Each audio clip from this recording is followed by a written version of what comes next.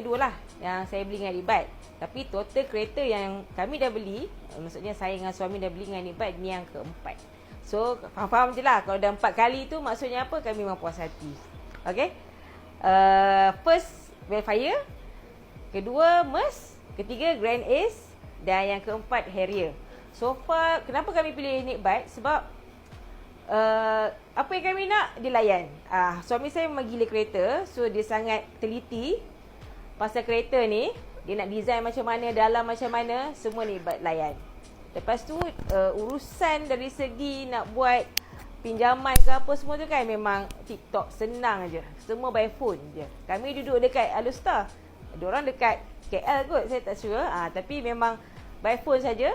Even saya tak test drive pun kereta ni, sebab saya memang totally percaya. Baru test drive malam ni. So dalam dia saya terkejut sebab warna oren, rupanya suami saya lah buat. Memang sangat cantik lah, sangat kemas, dan saya puas hati. Saya memang recommend semua kalau nak beli kereta Nikbat, memang the best lah. Okay, harga memang compare, yang kami compare lah before nak, of course lah kita pun nak try lah kan, asyik Nikbat je kan, mesti nak tengok yang lain juga. Tapi memang Nikbat jugalah, last Nikbat juga. So kalau korbankan 4 kereta memang dengan Nikbat semua. So memang the best. Thank you kepada tim Nikbat, because merealisasikan impian saya nak kereta yang seterusnya lah.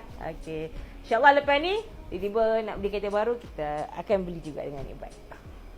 Terima kasih.